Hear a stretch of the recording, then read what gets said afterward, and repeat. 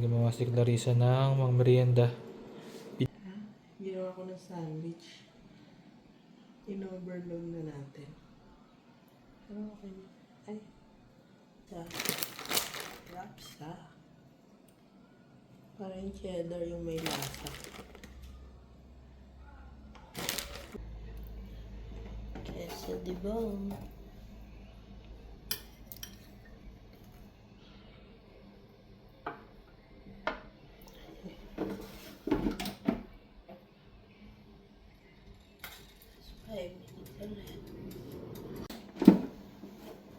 Oh, 5 minutes lang yun.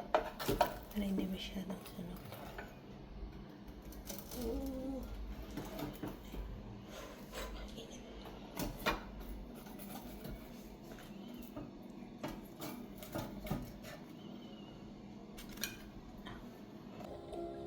Yung parents ko kasi matatanda na sila manayali.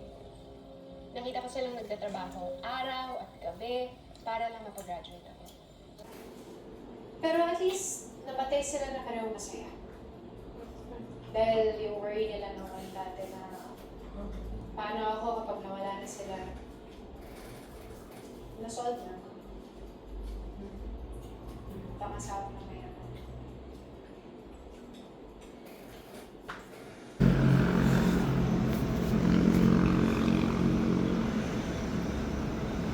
Pakadilim sa Tagaytay.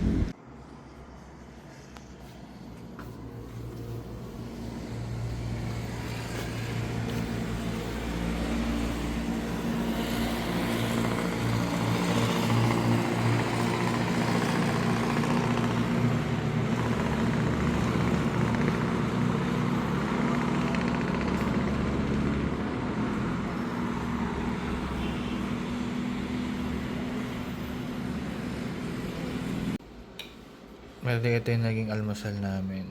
Itong tirang kanin kagabi, nilagyan ni Clarissa ng butter. Ayun. Tapos ito yung binili namin na baboy. Inner fryer niya rin doon. Yan. Ginawa niya. Ito kasi malamig to galing sa rep. Ito yung naging itsura niya. Yan.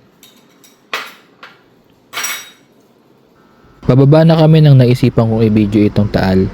May napansin ako sa kanya habang sino-zoom in ko yung pag-capture ko sa kanya. Parang umuusok siya at may namumong ulap sa gitna niya. Ilang beses na rin kasi kami pabalik-balik rito at ngayon ko lang siya nakitang ganyan. At yun nga, pag uwi namin, nalaman ko na lang sa balita na nag-aalboroto pala siya.